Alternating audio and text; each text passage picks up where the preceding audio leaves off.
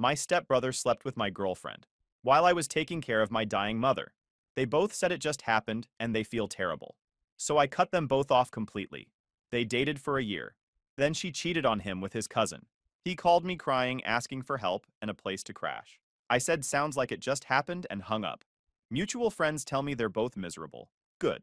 Sup, Reddit. My stepbrother hooked up with my girlfriend while I was literally watching my mom die in a hospital room. They claimed it just happened, and they felt terrible. Fast forward a year, she cheated on him with his cousin using the exact same excuse. He called me begging for help. I gave him the same energy he gave me. Now they're both spiraling, and mutual friends think I'm cruel. Let me tell you why I don't care. I'm Nathan, 28 male, and I work as a project manager for a commercial construction company. Decent money, steady work, own my townhouse outright because I've been grinding since I was 19. No college degree, just certifications and experience. Started as a site assistant making $12 an hour. Worked my way up through pure hustle. The construction industry isn't glamorous. You're up at 5 a.m. coordinating with subcontractors, dealing with permit issues, managing budgets that change weekly, and handling clients who think they know better than the engineers. I spent years learning the business from the ground up. Started as the guy who fetched coffee and made copies, worked my way through every position until I understood how projects actually get built. By 25, I was managing small commercial projects.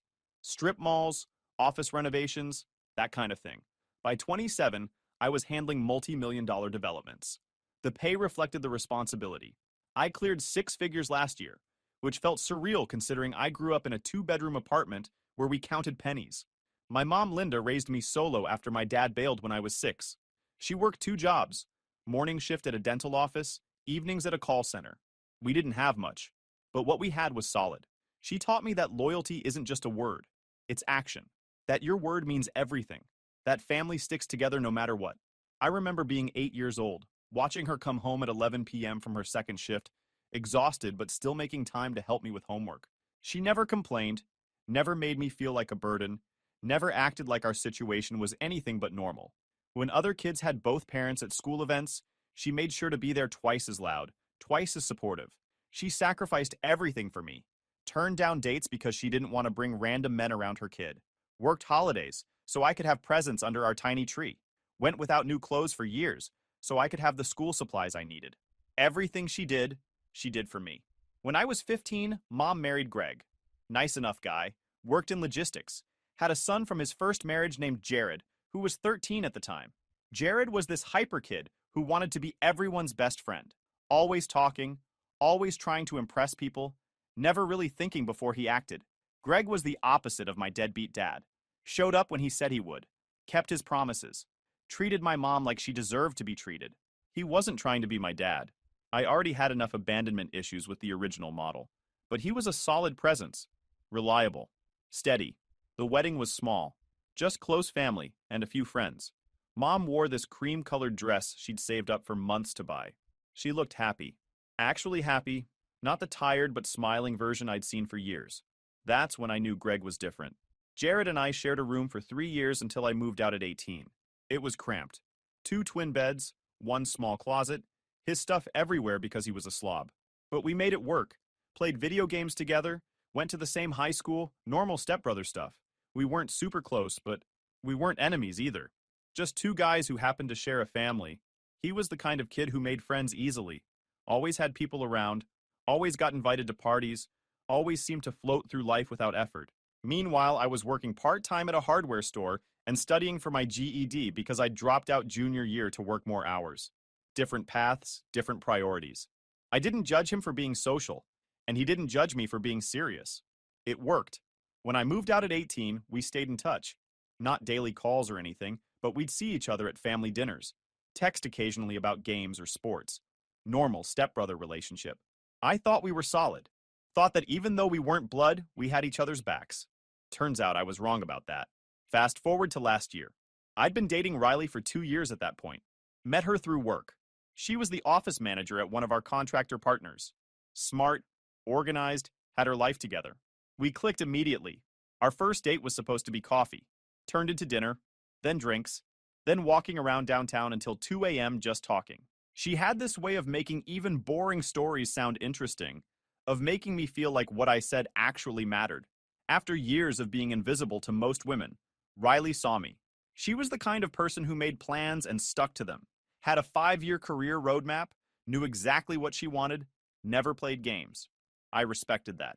She respected that I worked 60-hour weeks and didn't complain when I was exhausted. We talked about getting engaged, maybe buying a bigger place together. Riley came from money, not rich but comfortable. Her parents had paid for college, helped with her first car, gave her a safety net I'd never had. Sometimes I felt insecure about that. Me with my working class background, her with her degree and professional network. But she never made me feel less than. Said she liked that I'd built everything myself, that I understood the value of hard work. Looking back, I wonder if that was genuine or just what I wanted to hear. We moved fast.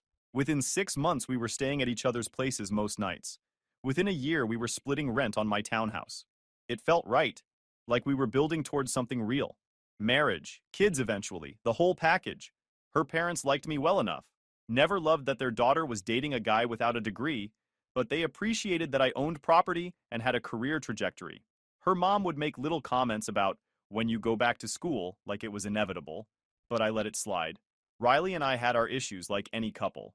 She wanted more spontaneity. I needed structure. She loved social events. I preferred quiet nights at home. She spent money freely. I tracked every dollar. But we made it work. Compromised. Communicated. All the things healthy relationships are supposed to do. Then mom got diagnosed with stage 4 pancreatic cancer. 3 months to live, maybe 6 if we were lucky. The news hit like a freight train. One day she's complaining about back pain. 2 weeks later we're discussing hospice care. The doctor's appointment where we got the diagnosis is burned into my memory. Mom sitting in that paper gown, Greg holding her hand, me standing against the wall because there weren't enough chairs.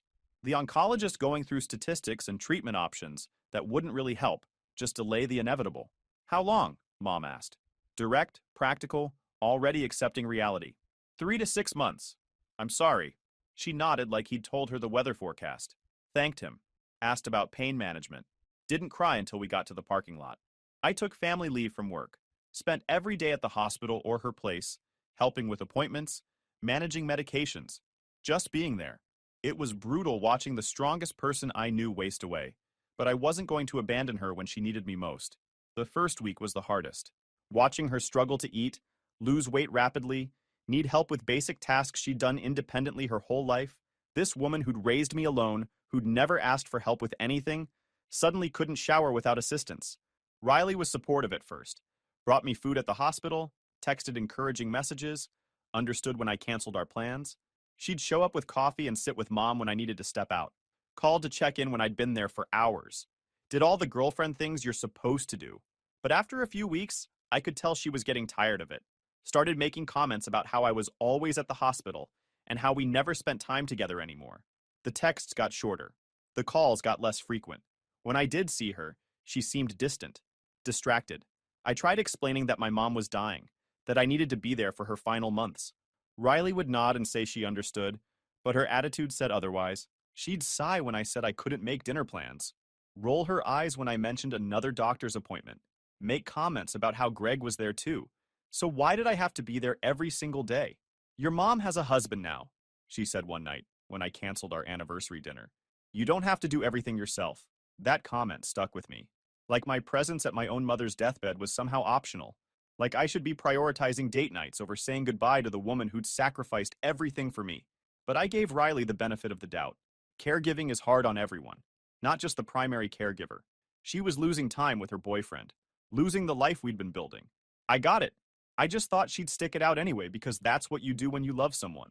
About 6 weeks into mom's diagnosis, Jared started coming around the hospital more often. Said he wanted to support Greg, wanted to be there for the family. I appreciated it at the time. Thought he was finally growing up, being mature about a difficult situation. He'd show up with food for everyone, make small talk with the nurses, keep Greg company when he needed a break. Seemed like he was genuinely trying to help. I thanked him multiple times, told him it meant a lot that he was stepping up. What I didn't know was that he and Riley had been talking. A lot. It started innocently enough. He'd ask how I was doing. She'd give him updates when I was too exhausted to respond to texts. Made sense. My girlfriend and stepbrother coordinating to support me during a difficult time. Nothing weird about that. Then they started meeting for coffee to discuss how to best support me. Then those coffee meetups became lunch, then dinner. Looking back, the signs were obvious. But at the time, my brain couldn't process that level of betrayal. Why would it? I was watching my mom die. I was completely oblivious. My mom was dying. I was watching her fade away a little more each day, watching this vibrant woman who'd raised me alone become a shell of herself. The last thing on my mind was whether my girlfriend and stepbrother were getting too friendly. The week before it happened, Mom had been in serious decline. She'd stopped eating almost entirely, could barely stay awake for more than an hour. The nurses were increasing her pain medication every few days, trying to keep her comfortable as her body shut down. I slept at the hospital 4 nights that week, in one of those horrible chairs that reclines maybe 30 degrees, waking up every hour when the nurses came to check vitals. My back was killing me. I looked like I'd been hit by a truck, but I couldn't leave her alone. The night it happened, I was at the hospital. Mom had taken a bad turn, breathing problems, severe pain. The doctors weren't sure she'd make it through the night. Her oxygen levels kept dropping, and they'd increased her morphine to the point where she was barely conscious. I sat there holding her hand, watching the monitors, listening to her labored breathing. Greg was on the other side of the bed, looking 10 years older than he had 2 months ago. Neither of us spoke. What was there to say? Around 11 p.m., I texted Riley saying I'd probably be there all night, not to wait up. She texted back within seconds. Okay, hope she's all right. Love you. That immediate response should have been my first clue. Riley usually took her time responding to texts, especially at night, but I was too focused on my mom to think about it. That was the last normal text I got from her. Around 3 a.m., Mom stabilized. Her breathing evened out. Oxygen levels came back up, and she fell into a deeper sleep. The nurses said I should go home and get some rest, that they'd call if anything changed. The night nurse, Patricia, had been taking care of Mom for weeks. She knew me by name, knew I hadn't slept properly in days. Go home, Nathan, she said gently. Take a shower, sleep in a real bed. We've got her.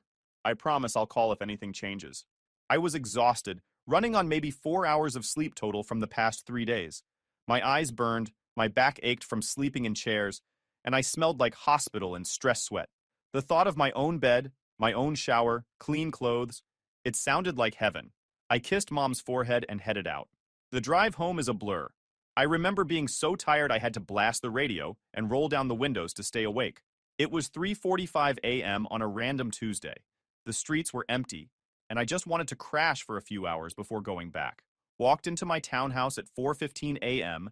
and immediately knew something was wrong. There was a car parked on the street I didn't recognize. Not Riley's, but somehow familiar. The living room light was on, which was weird because I always turned everything off. Then I heard sounds coming from upstairs. My bedroom. At first, I thought maybe I'd left the TV on or something. My brain was so fried from exhaustion and stress that it took a second to process. Then I heard Riley's voice. Not words, just sounds. Then I heard Jared's voice responding. I stood at the bottom of the stairs for maybe 30 seconds, brain trying to process what I was hearing. Part of me wanted to believe there was some innocent explanation. Maybe Jared had come over to, I don't know, help with something? And Riley was just, what, showing him around at 4 a.m.? But I'm not stupid. I knew exactly what was happening. The walk up those stairs felt like it took an hour. Each step, my brain was screaming at me to turn around, to leave, to not confirm what I already knew. But my feet kept moving. One step, then another, then another. I reached the top of the stairs. My bedroom door was closed but not latched. I could see light underneath it, heard them more clearly now. I opened the door. The scene is burned into my memory with perfect clarity. Riley was on top of Jared in my bed, the bed I'd bought with my own money when I moved into this place. The sheets I'd washed before going to the hospital 3 days ago because I actually cared about keeping my place clean. The room where I'd fallen asleep next to her hundreds of times. They both scrambled to cover themselves. The look on Riley's face, pure panic. Jared's face went from pleasure to horror in about half a second. Nobody said anything for what felt like an hour but was probably 10 seconds. Time did this weird thing where it slowed down and sped up simultaneously. I noticed every detail. Riley's clothes on the floor, Jared's shoes by the door, the bottle of wine on my nightstand, the expensive kind Riley liked that I'd been saving for a special occasion. My special occasion, apparently. Finally, Riley spoke. Her voice was shaky, breathless. Nathan, I can explain. Get out. Please, just let me get out. Now. She started crying, pulling on clothes while apologizing in between sobs. I'm so sorry. We didn't mean for this to happen. I don't care. Get your stuff and leave. Jared just sat there with the sheet pulled up, staring at me like a deer in headlights. He looked young suddenly, like the 13-year-old kid who'd moved into my room all those years ago, caught doing something he knew was wrong. You too, I said to him. Get your stuff and get out of my house before I make you leave. Bro, I'm so sorry. It just happened. Don't call me bro. Don't ever call me that again. You're not my brother. Get out before I physically throw you out. He must have seen something in my face because he didn't argue. Just grabbed his clothes and got dressed faster than I've ever seen anyone move. They both practically ran down the stairs and out the front door. I heard Riley's car start, heard it pull away, then silence. I stood in my bedroom, looking at my bed, and felt absolutely nothing. No anger, no sadness, just this weird, empty feeling. Like my brain had hit maximum capacity for awful things and just shut down all emotional processing. My mom was dying in a hospital bed 5 miles away, and the two people who were supposed to support me through it had decided that was the perfect time to hook up in my own bed. The practical part of my brain kicked in. I stripped the bed methodically, pulling off the sheets, the comforter, the pillows, everything. Stuffed it all into garbage bags. Didn't even consider washing it, just wanted it gone. The mattress was new enough that I wasn't getting rid of that, but everything else went straight into the trash. I took a shower. The hot water ran out before I was done. Didn't care. Just stood there under cold water trying to process what had just happened. When I got out, I looked at my phone. 7 missed calls from Riley. 12 texts. 3 voicemail notifications. Deleted all of them without reading or listening. Blocked her number. Blocked Jared's number. Blocked both of them on every social media platform I could think of. Then I sat on my couch and stared at the wall until the sun came up. Watched the light change from dark to gray to that weird orange morning glow. Didn't think about anything. Just existed. I went back to the hospital. Mom was awake, looking a little better, asked where I'd been, and I lied. Said I'd just gone home to shower and change. Spent the rest of the day with her, holding her hand, listening to her talk about memories from when I was a kid. She died 2 days later. Peaceful, surrounded by family. I held it together through the funeral, the reception, all of it. Played the strong son who had everything under control. Greg pulled me aside after the funeral. Jared told me what happened. I'm so sorry, Nathan. I raised him better than that. It's not your fault. Still, if you need anything, I'm good. Thanks. That was the last real conversation we had. Greg's a decent guy, but Jared's his son. I wasn't going to make him choose, and he wasn't going to cut off his kid over this. We just drifted apart after that. 3 days after the funeral, both Riley and Jared showed up at my door. Together. I opened it just wide enough to see them. Riley's eyes were puffy from crying. Jared looked like he hadn't slept in a week. We need to talk, Riley said. No, we don't. Please, we owe you an explanation. You don't owe me anything. We're done. Leave. Jared stepped forward. Man, I know what we did was wrong. You know what you did was wrong? Wow. Thanks for that incredible insight. Now leave before I call the cops for trespassing. It just happened, Riley blurted out.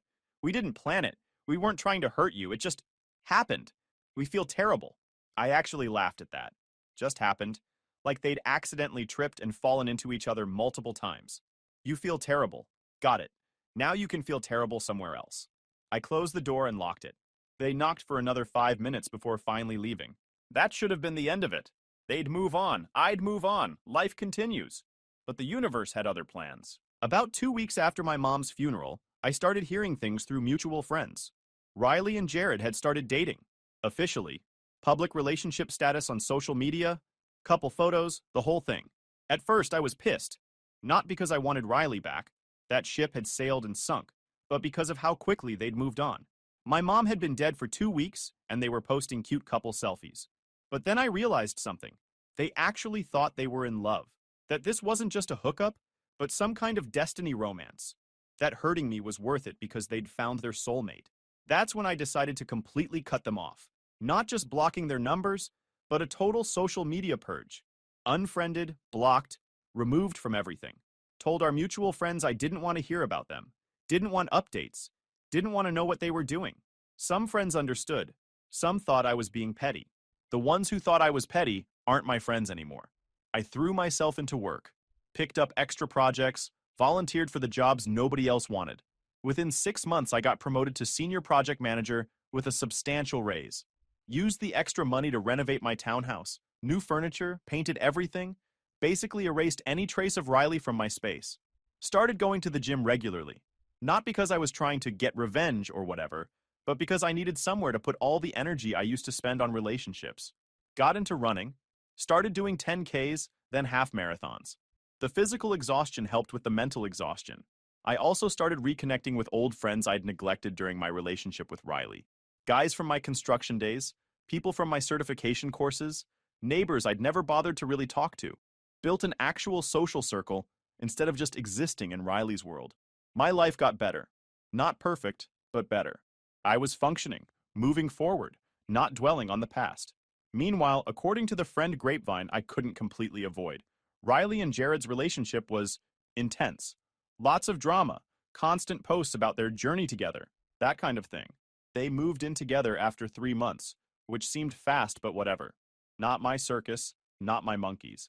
The first crack appeared around the 8-month mark.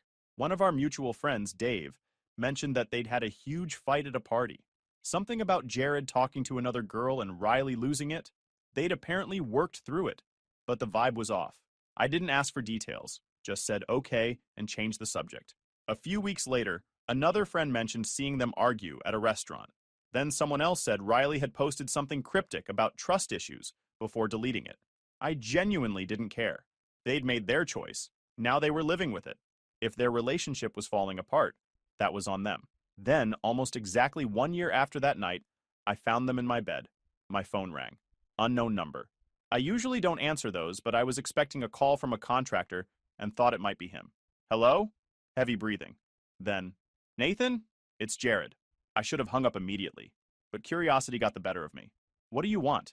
I need help. I know I don't deserve it, but I need... His voice cracked. He was crying. I need a place to stay. Just for a few days. Please. What happened? Riley. More crying. She cheated on me. With my cousin. Last night. I found out this morning and I don't have anywhere to go. I sat there for a second, processing. Then I started laughing. Not a little chuckle, but a full-on belly laugh. Dude, what the hell? Let me guess, I said, still laughing. It just happened, right? She didn't plan it? She feels terrible? Silence. That's what she said, isn't it? The exact same thing you both told me? Please, I know I screwed up. Sounds like it just happened. Hope you guys work through it. I hung up. He called back immediately. I blocked the number. Over the next few days, I got texts from 3 different numbers, probably borrowed phones. All from Jared, all begging for help, a place to stay, someone to talk to. I blocked every single one without responding. Then Greg called. That one I answered out of respect for him. Nathan, I know you don't owe Jared anything. You're right, I don't. He's in a bad place. He made a mistake. He made a choice. A deliberate, conscious choice to sleep with my girlfriend while my mom was dying. Now he's dealing with the consequences of his choices. Not my problem. He's family. No, he's not. We were stepbrothers. Past tense. He stopped being family the night he betrayed me. Greg sighed. I understand you're angry. I'm not angry. I'm indifferent. Anger would mean I care. I don't. Tell Jared to figure it out himself. I hung up and blocked Greg's number too.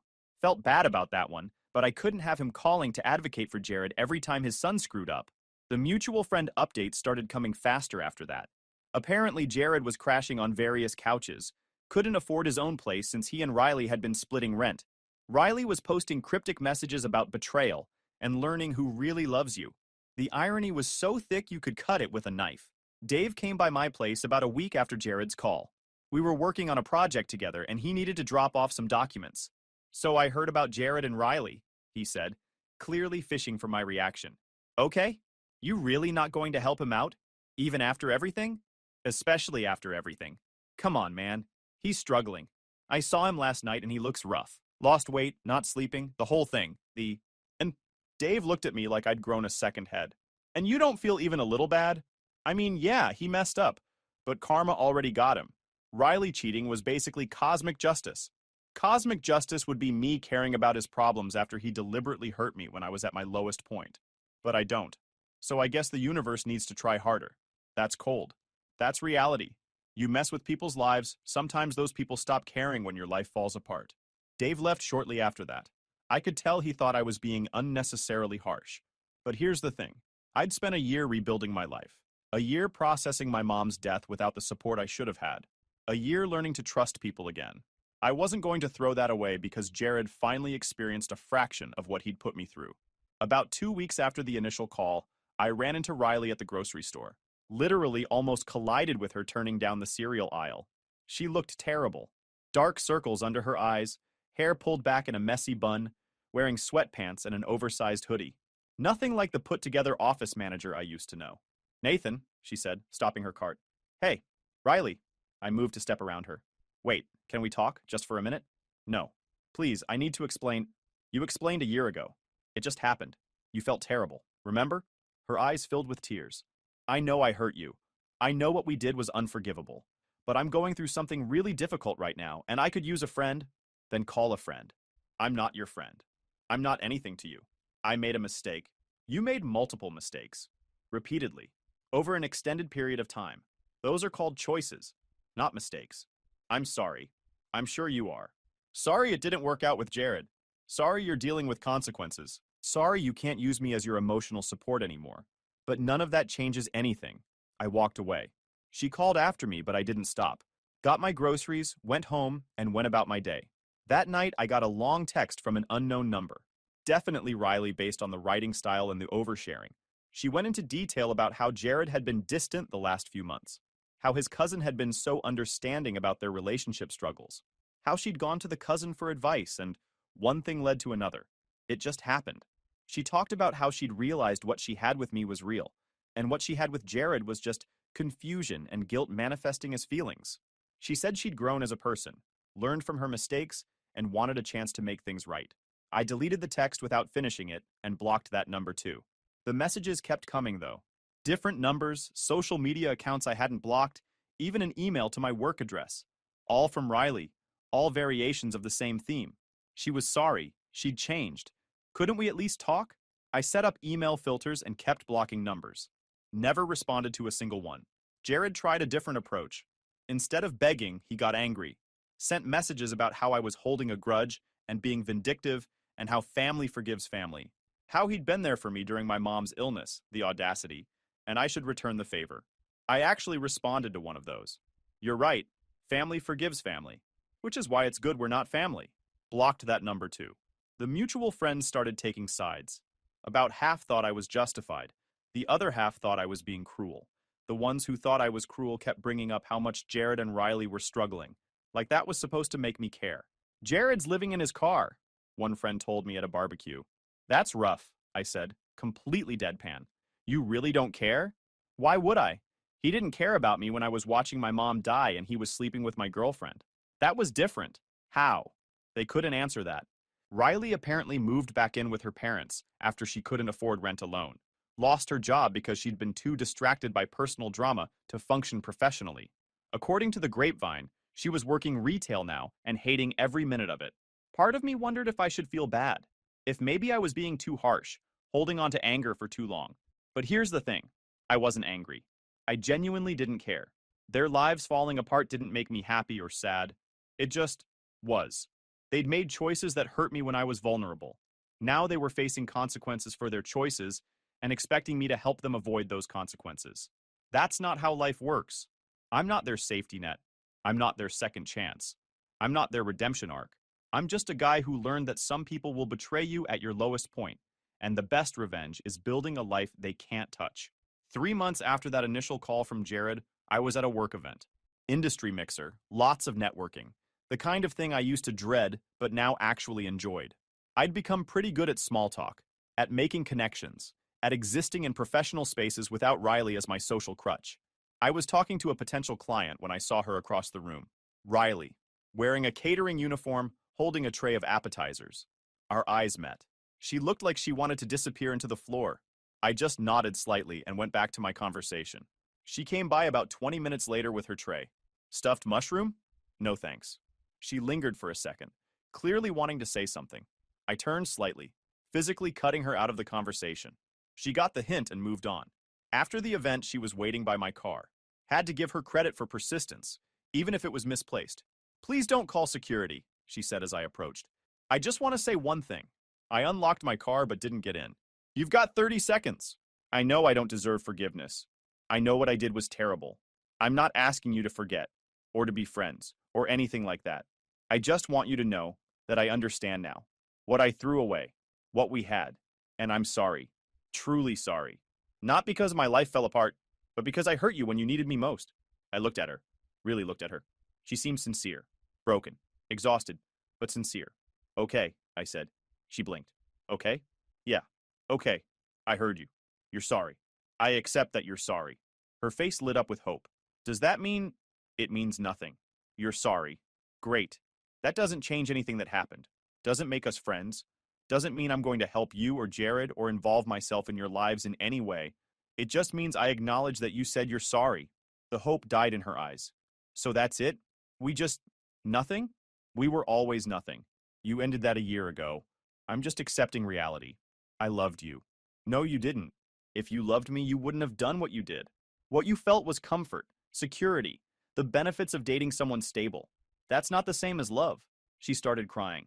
I was young and stupid and confused. You were 26. That's old enough to know better. You made a choice. Now live with it. I got in my car and drove away. Watched her in my rearview mirror, standing in the parking lot, crying into her hands. Felt nothing. That was 6 months ago. I haven't heard from either of them since. Last I heard through the grapevine, Jared moved to a different state to start fresh. Riley's still working retail and living with her parents. My life? It's good. Better than good, actually. I got another promotion. Started dating someone new. A woman named Lauren who works in civil engineering. She's smart, independent, and more importantly, she's trustworthy. We're taking it slow, building something real instead of rushing into intensity. I bought a new place.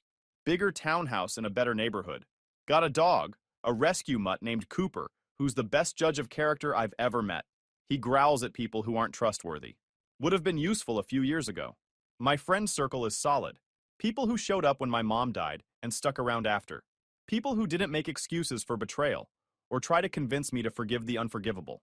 Sometimes I think about what my life would look like if I'd helped Jared, if I'd taken Riley's calls, if I'd been the bigger person and offered forgiveness and support. And then I remember that being the bigger person doesn't mean being a doormat. That forgiveness doesn't erase consequences. That some bridges need to stay burned. Could I have helped Jared? Sure, I had a spare room. Could have let him crash for a few weeks while he got back on his feet. Would it have killed me? No. But it also would have sent a message that betraying me has no real consequences. That you can hurt me when I'm at my most vulnerable and I'll still be there when you need me. That's not the message I want to send. Not to Jared, not to Riley, not to anyone. You treat people like they're disposable. Eventually you become disposable to them. That's not cruelty. That's just cause and effect. Some of the mutual friends who sided with Jared and Riley have reached out recently. Apparently, seeing how well I'm doing versus how much they're struggling has made people reconsider their positions. Dave called last month to apologize, said he didn't understand at the time, but he gets it now. His girlfriend had cheated on him, and he'd tried to forgive her. It hadn't worked. He understood now why I'd cut them off completely. I appreciated the apology, but I'd already moved on from Dave too. We're friendly when we see each other at work events, but we're not friends anymore. Too much water under that bridge. The thing is, I don't need people to understand my choices. I don't need validation for protecting my peace. I know what they did. I know how it affected me. That's enough. Guys, we are so close to hit 100,000 subscribers on this channel. If you are not subscribed to the channel, please consider subscribing. It really helps hit that 100,000 mark. Thanks for making this dream come true.